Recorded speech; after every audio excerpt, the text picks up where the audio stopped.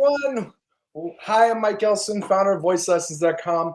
With me today, we have a very special guest, Edrie Means Weekly. Welcome to the show. Oh, thank Thank you. you. Me. Absolutely. As always, we have Dr. Matt Edwards. Matt, thanks for tuning in again. Absolutely. Why don't you know Edrie better than I do? I mean, to me, she's this icon voice teacher that's been written about in books, many places. But please, why don't you introduce Edrie to our guest today? Absolutely. So this is my wonderful colleague over at Shenandoah University, Edrie Means Weekly. She's one of our elite musical theater voice teachers and teaches our master's and doctorate students, and the only program for contemporary commercial singers, the only master's and the only doctorate at all that's open to singers who don't teach or don't sing non-classical style or don't sing classical styles. It's open to everybody, no matter what you sing. She's also the co-founder of the CCM Voice Pedagogy Institute. And she found it was 19 years ago that the Institute had its inaugural year. And since then, it's trained over 1,500 voice teachers from around the world in evidence-based voice pedagogy for musical theater and CCM styles. As you mentioned, she was profiled in the book Teaching Contemporary Commercial Singers as one of the top 26 voice teachers in the world. She helped write one of the seminal papers about the entire term contemporary commercial music voice pedagogy. She has an incredible history performing at Houston Grand Opera with people like Denise Graves, and over at Washington Opera here in DC. She's also performed at the Lincoln Center here in DC, or the Kennedy Center here in DC, performing and covering people like Patti LuPone and Bernadette Peters. And so she's had it on both sides, both as an educator and as a performer. And so I'm just absolutely thrilled to welcome you here tonight. So welcome, Edrie. Oh, wow. Thank you. Thank you so much. I'm glad to be here. Thank you for the invite. I've enjoyed the show for quite some time, as my students have been sitting in and asking questions about it. So I've really enjoyed watching and also learning from my colleague. There's always things to learn. We really don't stop learning until we're gone, right? Not in this field. Not in this anymore. field. Not in this field. There are days, I will say, I kind of long for the old days, like, 20 years ago when there was one magazine that came out once a month and that was your only opportunity to find stuff. Today, it's everywhere. Right, exactly. It's a new blog article everywhere. Oh, Stephen Chris, he says, hi, Edrie.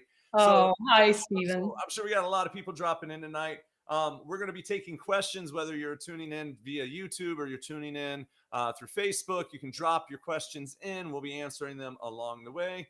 And just to get started off, as I mentioned, Edrie, you had this amazing performing career where you were straddling both opera and musical theater, which is, I know you've told me something that people in the past used to say, oh, you can't do that. And I know that there's still people today who think you can't do that, but you did it. So I'd love for you to kind of talk to us, about that. How did that happen for you? Well, I had to have a good teacher to begin with, and Dr. Jeanette Ogg, who was at Shenandoah University, was my voice teacher, and basically allowed me to, and encouraged me to explore all vocal sounds, and allowed me to sing different styles while maintaining good, healthy function. So I ended up getting a bachelor's in music education degree. And around the end of my junior year, Wolf Trap Opera came to our college to audition recent graduates. They threw me in to have a little bit of experience in auditioning, and I ended up being the one that they chose. So anyway, I got called to be part of their summer program, and from that, I was catapulted into the Houston Opera Studio because there was a conductor there that put my name in to exempt me from the preliminary auditions.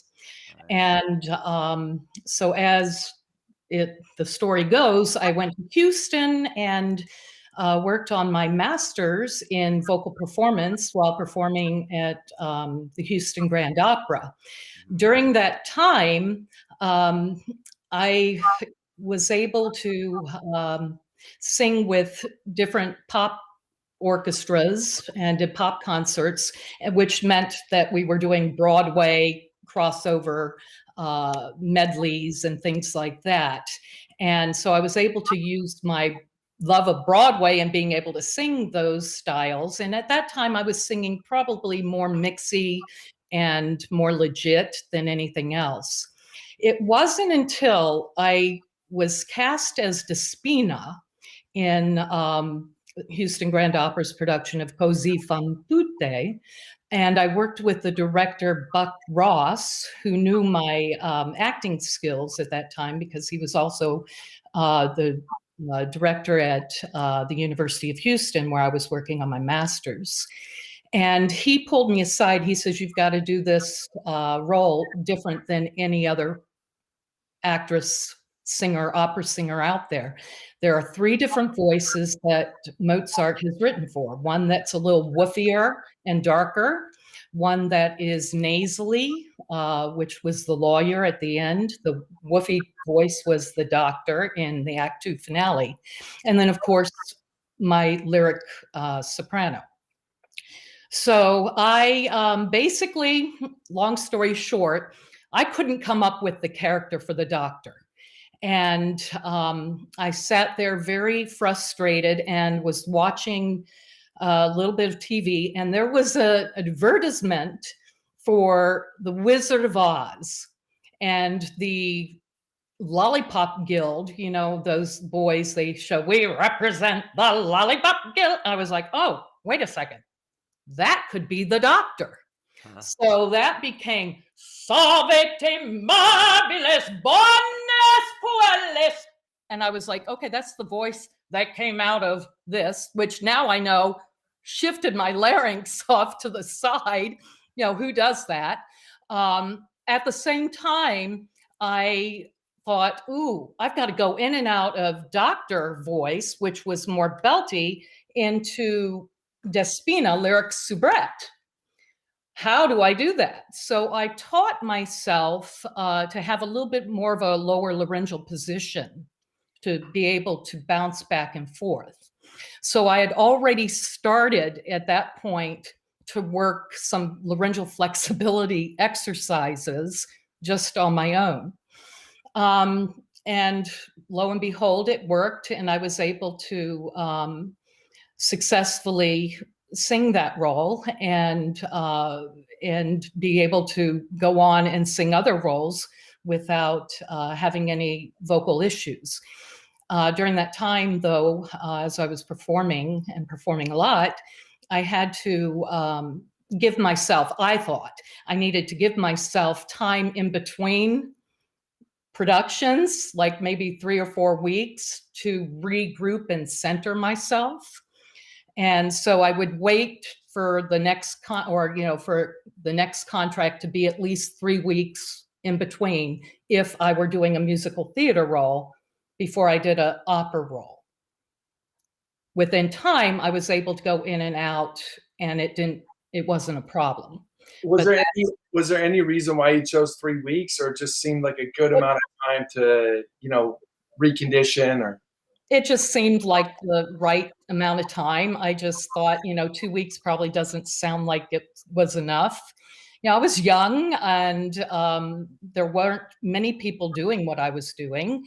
And it was around the time that the opera world was bringing in musical theater productions to be able to pay for their opera productions, which they did again, I think, like about 5 years ago. They started to bring in like Showboat back, and it made the rounds between Lyric Opera Chicago and I think possibly San Francisco, Houston, and Washington Opera. So I just thought, as far as trying to get back into shape to sing just plain opera, that I would need to back off a little bit and not belt, because that's what you heard. It's going to ruin your voice. This is what it's going to do. So what they used to think, but it's good now we know it's not the case. Yeah, but you know what, though? There are classical contemporary composers that sought me out for like Stuart Wallace in Michael Corey, who became a librettist for Grey Gardens and other Broadway shows. They sought me out for Kabbalah, and in one of the songs I had to belt. And I think it was like around a G, I think, and it was ma ta ta ta ta ta. And so I had to go from a belt to the operatic note, and it was written out that way, plus some other little things that I had to do. And Stuart Wallace was the composer for Harvey Milk at San Francisco Opera. Yeah, and he also did Where's Dick, which had a role that I was covering at Houston Grand that had a jazzy lilt to it, but also some belt notes. So some of your newer composers have asked for more vocally, and then when they can find the person that can do it. Yeah, that's great. So now jumping into a question here, you just demoed us, but I'm wondering, can you break it down a little bit? So what are the differences between singing opera and musical theater? The differences between singing opera. Okay, so the obvious is that opera singers need to project unamplified over an orchestra to the back of the opera house. And of course, musical theater singers are amplified. The other difference is that musical theater, in musical theater, the lyrics are the driving force, whereas in opera, it's the beauty of the voice and the music that are the most important. And the noticeable differences in opera and musical theater, of course, is the ratio of singing to the speaking, and also considering the style of the singing itself. But if we look at both of them and try to bridge the gap as well, they both have respiration, they both have phonation, they both have resonance, they both have articulation and artistry. So basically, we have a lot more in common than we think. It's just how all these things function in the styles that we're singing. So, there's little things that will happen with the vibrato, or the vibrato will be taken out. There's vocal stylisms that we add to it. There's more narrowing and shaping of the vocal tract, less round vowels, more speech-like. And then, of course, you've got those musical theater legit shows like Gentleman's Guide that will take you all the way back to the more classical realm of singing. Did I answer the question? Yeah, absolutely. Yeah. And I mean, there's you also talk a lot about even things like onsets and releases and Yes. stuff, because that is also to me like a big difference. We train so Oh, hard to make everything clean and classical, right? You want to talk about that? correct. Yeah, and with the operatic and also the more classical legit shows on Broadway, you're going to have on the onset that vibrato. Yeah. It's going to be initiated on the onset. Whereas with your general musical theater and a lot of the styles that are within musical theater, there is no vibrato on the onset. Yeah. Right. And You hear more of the straight tone, and then depending on the length that you're holding it, you can bring the vibrato in. If for first correct. time, right? Exactly. Well, yeah. And, honestly, that vibrato that is brought in towards the end of the note is just that voice, the vocal folds and everything relaxing a little bit more. So it's, every now and then you'll find someone who's incapable of doing that. Yeah. And you need to help them. Yeah. Right. How do you help? Because the straight tone came up in one of the recent Q&As. And I know like the agents and casting directors are always asking students to straight tone everything. What are some of the strategies you use to help people who are used to singing with vibrato learn how to sing without? That's a hard one, especially if we're having people that are crossing over and have been classically trained, and they come in and they think that they're taking the vibrato out, and they're not. So that's a hard one for a lot of trained classical singers. Just recently, this as recent as this week, I had a student who was classically trained, and he says, "I thought all the vibrato's gone," and I had them play it back where they could hear that it's still in there. So he had to really think hard about keeping the folds a little bit more firmer together because what was happening is that there was a little bit more flow, obviously. So he needed to keep the a little bit more firmness with the vocal folds, but also the subglottic air pressure. So in working that, obviously, the easy way is to ask them to remove the vibrato, just remove it. And if they're able to, that's great. If they're not, and you keep working and working and you work all those different angles, I go straight to some SOVT exercises with them with the straw so that they can get that closure and also have a little bit more resistance. Oh yeah. And also, long before the straw, the classical group always used the V, the V. Oh yeah.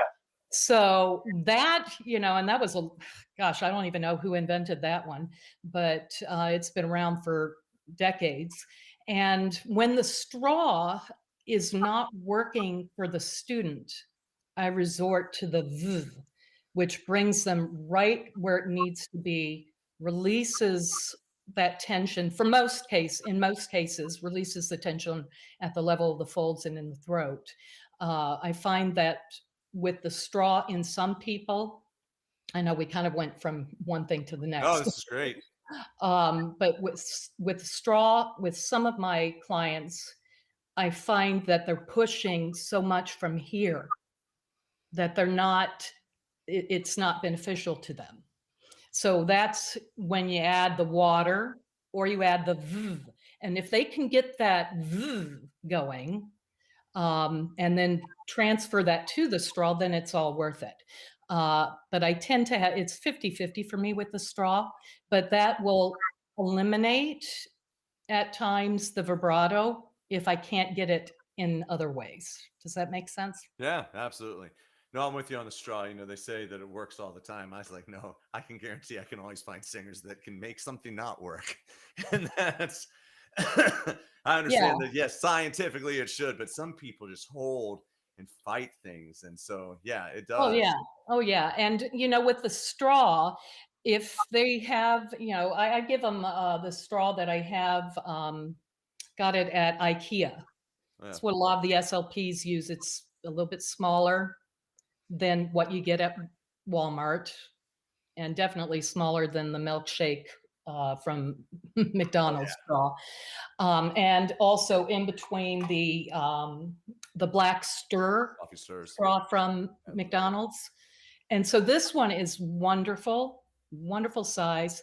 But I often find that when they start doing it and they go, "Ooh, it's very back here. And then this is how they sound." When I tell them, okay, talk now, right where you are. "Ooh, okay, I'm talking." I was like, yeah, what's that going to do for you? Right. So, for them, especially if they are kinesthetic, they can feel that.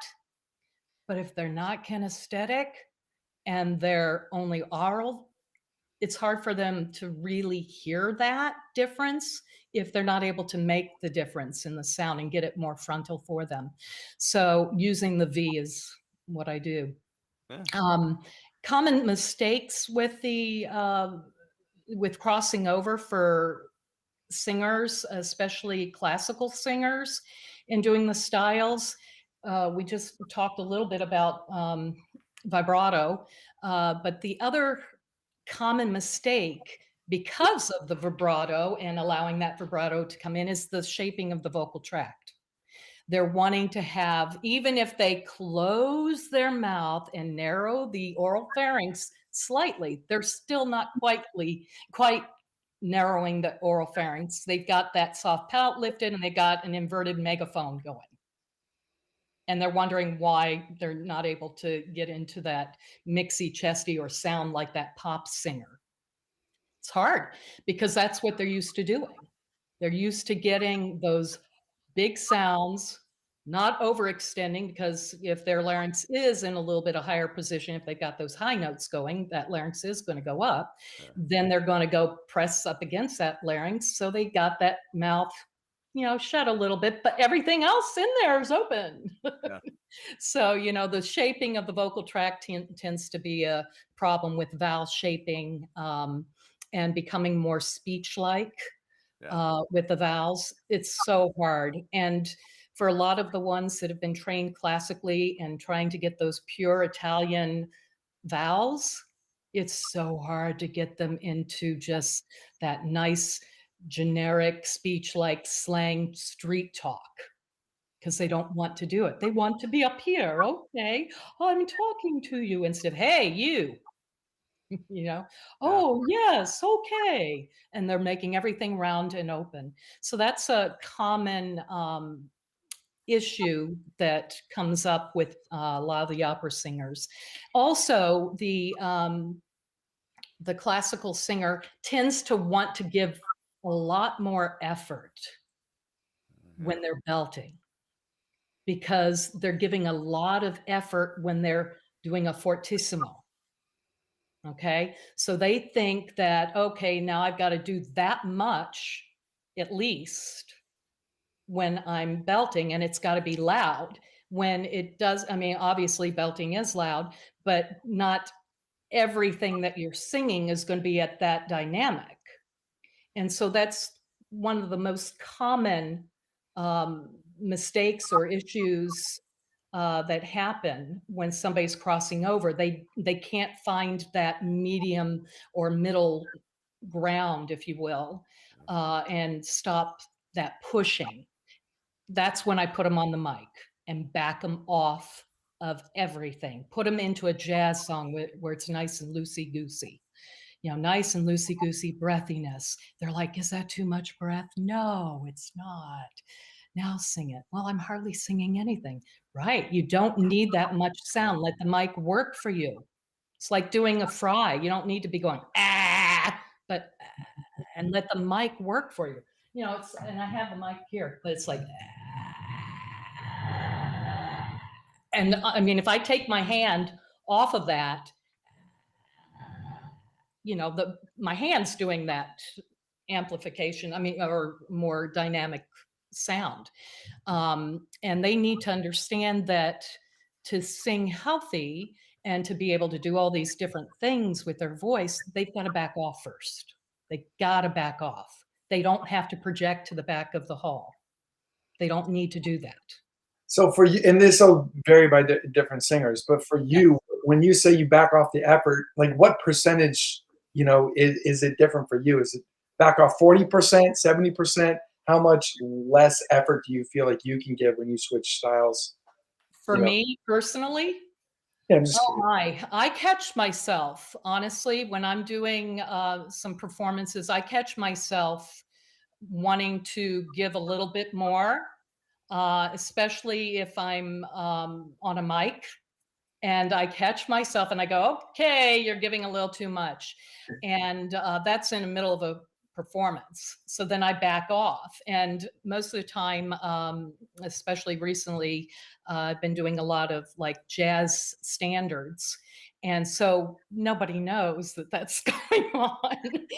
But, you know, I'll back off and I'll go into a little bit more of a headier sound or something and go like, okay, I was just a little too gung ho there on that particular thing, and just trying to come more to center and giving a little bit more of a, more head register in the sound and color the tone a little bit differently so that it's not, giving as much pressure subglottically and releasing a little bit of the tension at the same time and relying on the mic. So I have to also remind myself all the time. Yeah, that's great. Mm-hmm. Pardon me. Sorry. It's, things are getting ready to start blooming, I think, around here. I Gotta give a special, I give a special shout out to one of our Twitch watchers tonight. Hi, Ethan Johnson. Thanks for tuning in. We're glad you're here. We're going to jump over here and kind of follow up on some of these differences questions. This is one that I think is often misunderstood, is that legit singing today is different than legit singing used to be. And I still and when we're holding college auditions, we'll hear legit voices come in and they're super operatic, and just that doesn't get hired anymore in the Broadway world for the most part. There's rare exceptions. But can you talk a little bit about this? I know you know a lot about those differences.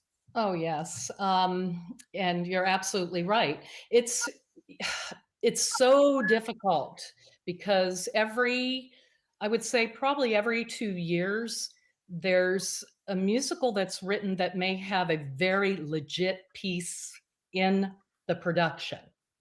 Yeah. And so those that are going in that may be just old classical legit are perfect for that particular song within that show. Um, but the chances of that happening are rare. It's kind of like Gentleman's Guide came, when was that? In 2013 or 15, somewhere around I'm not there. good with dates, but yeah, it sounds But about right. something like that has not happened since. Death Takes Holiday, there was more legit and more of that classical musical theater sound.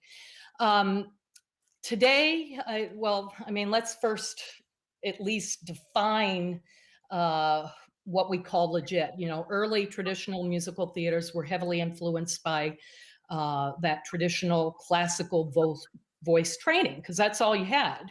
You went to New York, you were either going to be an opera singer or you're going to be on Broadway singing musical theater, but you went and you got trained by opera singing teachers. Okay. I mean, it's one of the stories of Celeste Holm going into her audition for Oklahoma. And I mean, she obviously ended up with Ado Annie, but she went in with Who is Sylvia? Hmm. With the song Who is Sylvia? And the first thing that Richard Rodgers asked her was, could you sing it less trained? Hmm. And so he was on her, and finally, she said, well, I can call a hog. So that was how that story went. But that story is all over Broadway with the more character roles on Broadway. Jack Klugman, for one, sang too classical, and they wanted him to not sing so trained. But with the differences today, is that the past lies in registration, vowel shape, and the use of vibrato. That's the old classical round vowels, etc., and vibrato on the onset. The use of portamentos, which is a vocal stylism, was used, and it was so prevalent in the old stuff. But the recent years, you'll hear more speech-like vowels, totally less vibrato, and that most of the women roles have become a little bit more mixier, leaning towards chest register than the original productions. So the keys tend to be lowered, and mainly for that purpose. So if you try comparing Julie Andrews and Laura Osnes, who both were Cinderella, Julie on the TV production and Laura Osnes in the Broadway revival, both singing A Lovely Night in the same key. Laura's voice is a bit more mixy and chestier throughout compared to Julie's, which was more mixy and heady. For the men, there doesn't seem to be so much change in registration, but definitely less vibrato and less round vowels, and the minor stylistic adjustments as well. And so basically the musicals today are a little bit more contemporary in style. They add some vocal stylisms that are more pop stylistic, meaning like pop appoggiatura, that if you listen to who's it Matt Morrison's Younger Than Springtime in the 2008 revival, he goes, where was it? If I can remember the words right now, I can't, but younger than either heaven and earth am I with, I'm doing He way too loves the many scoop, than he's yeah. doing.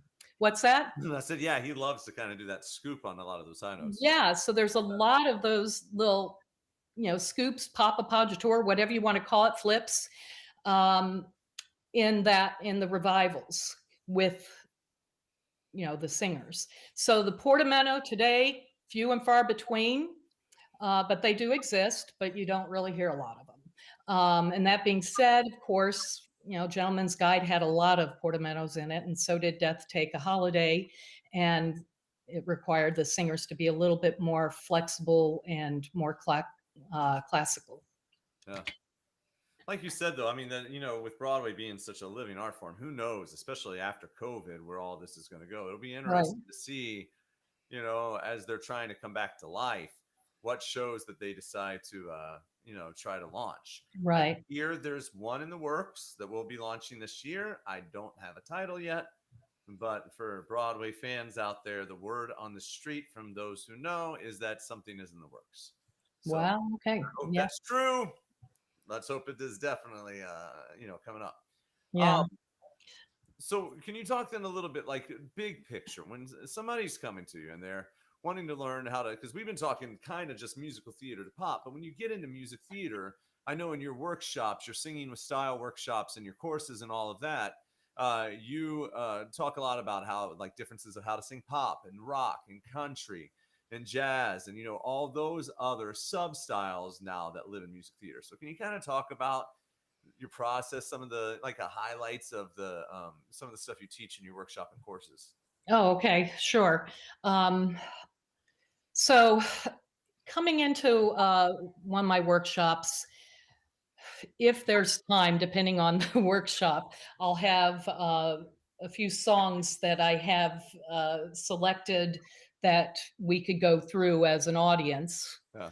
That have certain stylistic things, vocal stylisms that we can add to it that will make it a little bit more poppy or a little bit more jazzy, specific things. If somebody walks into my studio, of course, we'd go through laryngeal flexibility. So I usually end up giving some laryngeal flexibility exercises that I've created, and then we go through that in the workshops. We go through. I give them sounds, some sound bites that they can hear, or some videos where I have a compilation of all the different styles that are being used out there, that you can see the different mouth shapes for each style, hear the different sounds, the changes in registration, the vowels, the dark and the bright vowels that are being used. We go over character, country music. How do we get into country music? We have a dialect there. Oftentimes I will have people do a Cockney song to over exaggerate the dip and triphthongs to get those vowel morphing. Who was that? Was it Marcel that used the word vowel morphing? Yeah, I think that as we started using it at the Institute to try to describe, like you said, describe something that people just do. Yeah. Exactly. So, I mean, it's basically vowel morphing. And I use a what I call Dory whale call to get working the shape of the vocal tracks. Okay, So I I'll gotta have know what the Dory whale I call. love that okay, stuff. Dory whale.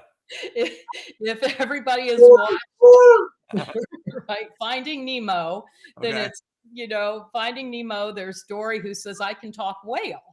Oh, that's And right. she goes through like, "What you finest on you, Willow?"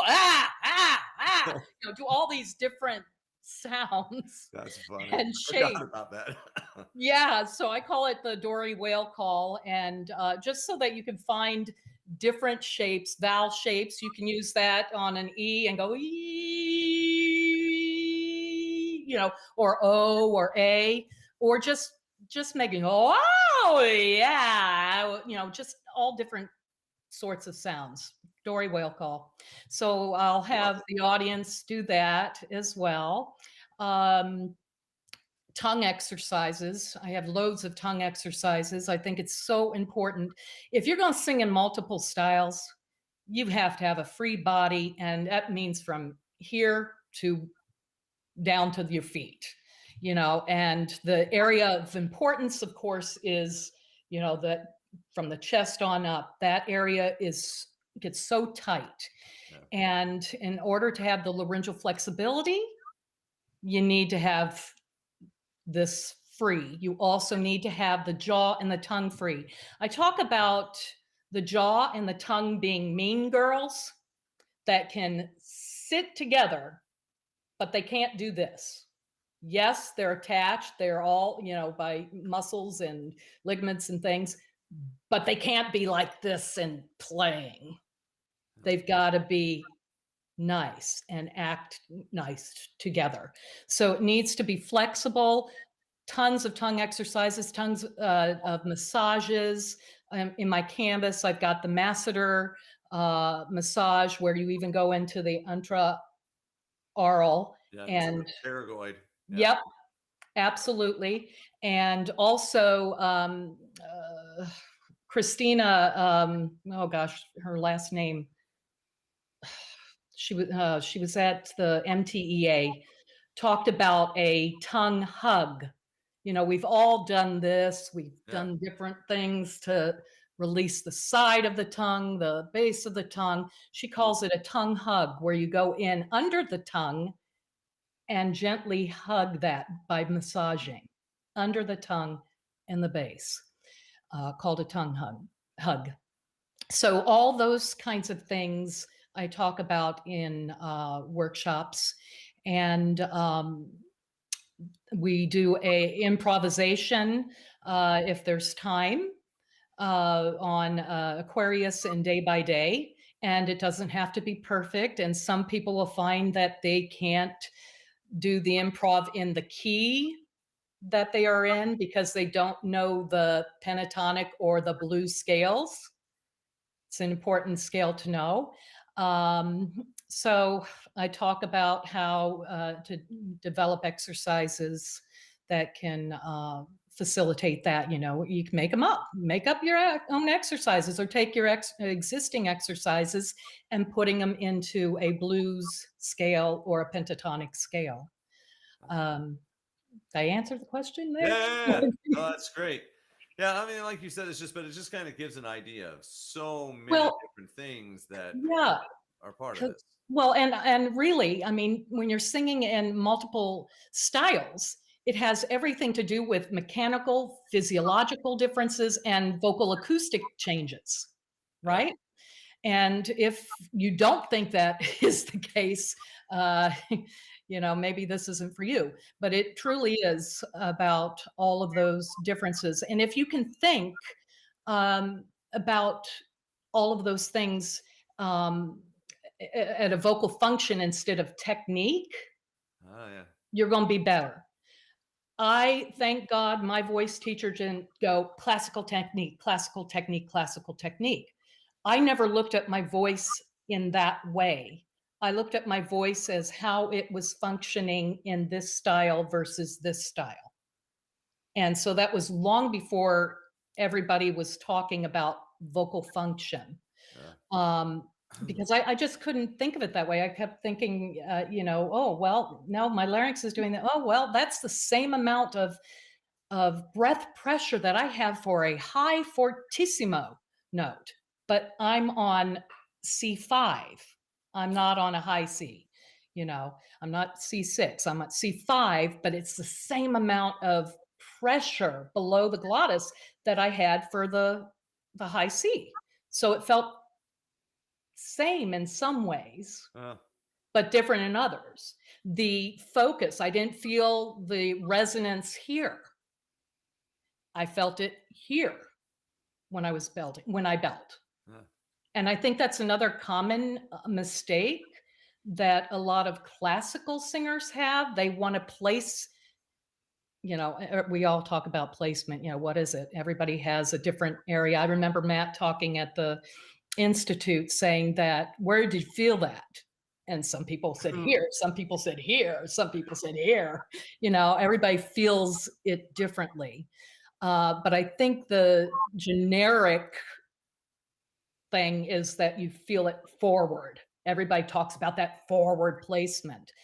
And I don't feel it in the mask when I'm doing any kind of belting at all. I absolutely feel it here, if that makes sense. Yeah. You know Yeah. what I'm saying? Yeah. That's where I feel it.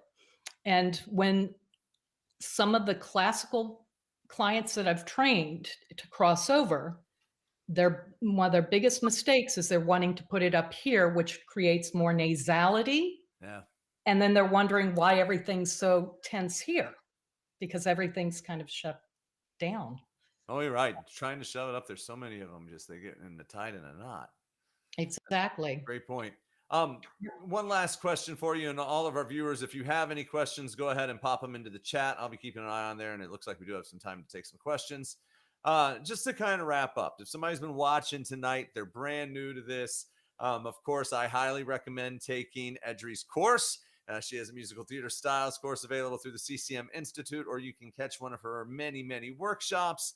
And any of the big major voice conferences. She's a big presence all around. But if they haven't had a chance to catch your work yet, or aren't going to have a chance here for a while, but they want to jump in, what are some any little nuggets of advice for somebody who is inspired to start exploring and maybe try to start playing with crossing over? They need to have a good teacher that can help facilitate their desire. They need to understand that they should not be pushing anything, and definitely not wanting to jump to Z before going through A, B, C, D. Does that make sense? Oh yeah, absolutely. And again, we all, I think of the registration a little bit differently. I think of it as two main registers, and those two main registers need to be developed well. Yeah. And because they're getting developed well, hopefully that mix that brings them together is also developed well. You can't belt it healthily if you don't have a good mix. Yeah.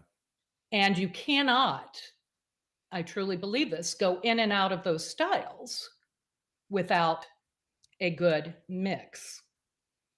Because most of those styles, unless you're doing screamo and even those, you have to have some development of both the registers to be able to go up that high. In fact, they say, there's been research about that. That's the sopranos tend to be the higher belters. Yeah. And have a little bit easier time when they go into that more screamy quality. Yeah.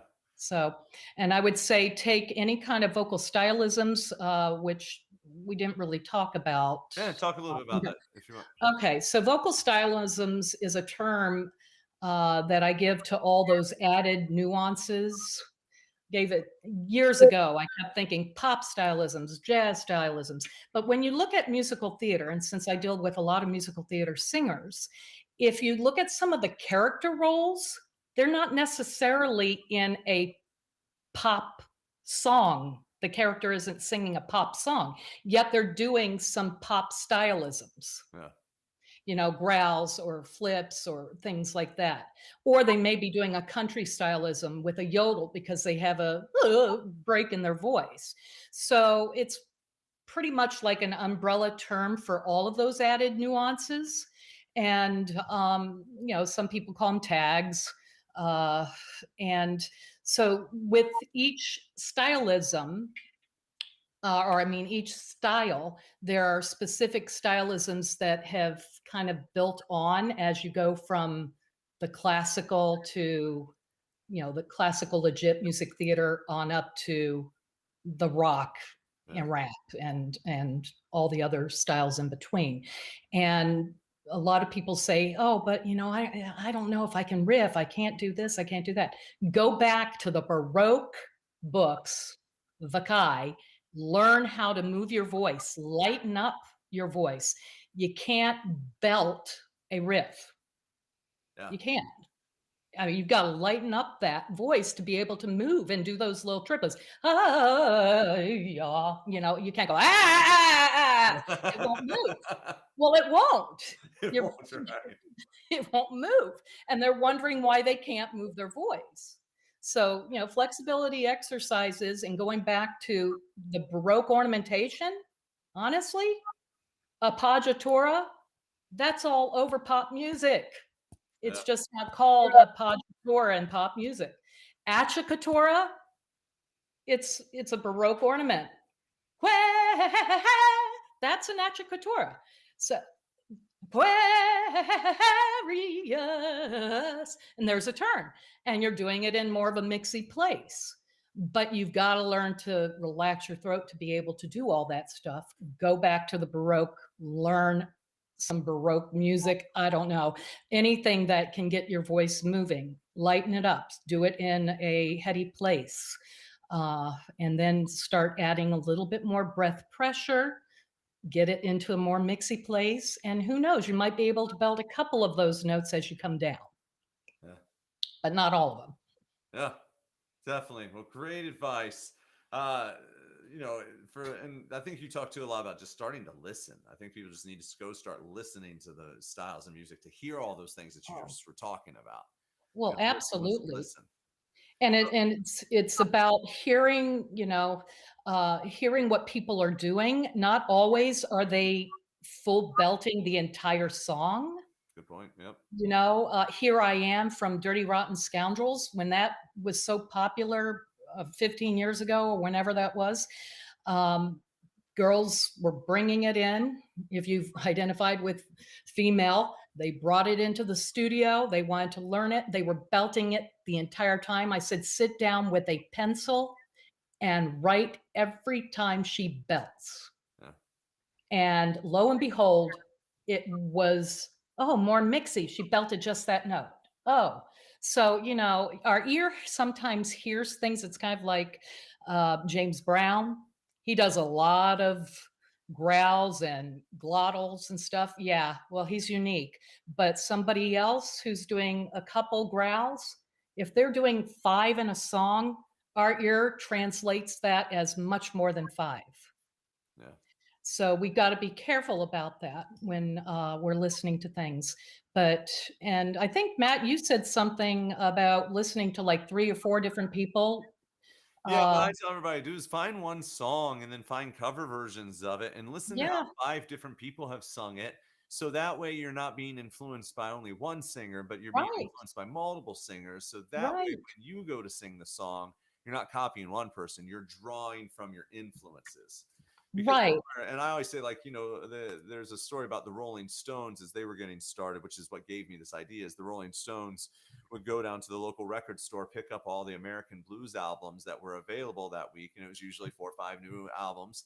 They take them home, they go listen through all of them, and then they compare them to other albums they already had. Then they'd start mixing that stuff together and then adding in their skiffle beat from over there in the UK, and that's how they started to develop their signature sound. So I figure if it's Right. good enough for the Rolling Stones, it's probably good enough for me and all my students. Right, exactly. Uh, And by the way, there's already a Mariah Carey, there's already a James Brown, those people, there's already a Julie Andrews, for heaven's sakes. So you got to be your own self, be authentic to you, be an original artist. Yes, mimicking is good for learning things, but you need to be who you are. Otherwise, all you're doing is, being a mimic, an impersonator. And that's the important thing is, your own artistry, bringing it to the table. And who knows, the industry may be just looking for you. And that's what's important instead of trying to be another Celine Dion or Justin Timberlake or whoever. Michael Jackson. Although if you want to be another Elvis, those probably work for you still in Vegas. It is what they say when you visit Vegas and see all the Elvises. Right, So, exactly.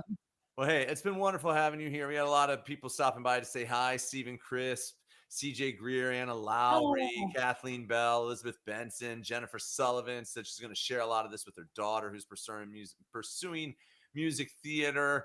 And George Hoffman, Doug Gardiner, thanks for stopping by, everyone. Any final parting thoughts? I do remember it's Christine Schneider. Christine Schneider. Yes. That's the hug, the tongue hug. Yes. Yeah, she's wonderful. Awesome. She's wonderful. Any final parting thoughts for everyone tonight? Oh my. I think the most important thing as far as singing with style and styles within musical theater is the flexibility and not over singing. Rely on the mic, especially for the different styles. Flexibility, laryngeal flexibility exercises, those are so important. Learning to be able to sing a full belt note. Hold on a second, let me see if I can do it. Yeah,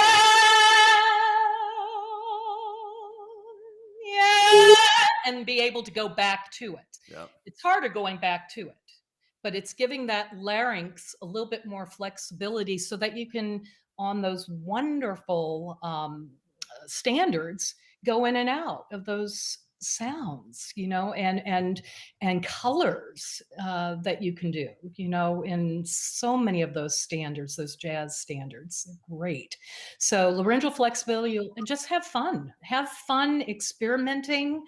Love what you're doing. Not always is it going to be the most beautiful sound, but your voice is so capable of doing so many other things in just one way. So learn how to do it with somebody who can guide you, and try to be healthy while you're doing it. Excellent advice. Hi, Marcel. Marcel stopped by to say hello. So we got to give a shout out to her. Elizabeth, hello.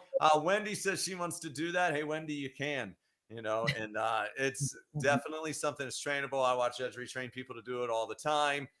So, if this is something you're interested in, definitely, start seeking out the resources. It does take a special, unique approach to training, but you can absolutely learn to do this too. And so just to quickly touch base, next week, I am very, very excited to welcome another special guest. We are going to have the one and only Melissa Foster on. Melissa is a professor over at Northwestern University. We're going to have her in here talking with us about pop rock styles and all the fun stuff that she's doing, helping people cross over in the musical theater world between these different things, even including hip hop and rap. So excited to talk about that with her next week. It'll be at the same time, 7 p.m. Eastern Standard Time here Thursday night on the voicelessons.com Facebook page. And you can also now catch us on Twitch and catch us on the YouTube channel as well. And Mike, any final things tonight? It's such a joy, again, Edrie, to have you on the show. Both a great performer, amazing teacher. The things to me, you hit it. Work with a great teacher. So if you guys are looking for a great teacher, we've got hundreds of them here at voicelessons.com.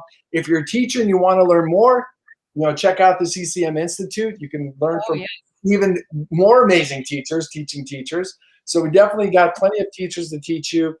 Have fun. Keep yourself healthy.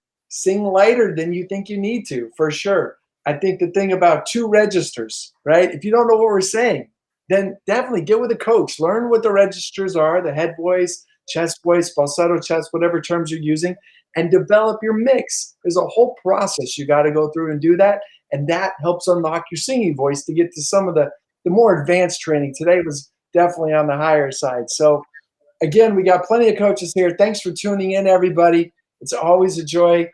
Edrie, again, it's good to see you. Thanks, everyone. Good night, everyone. Night.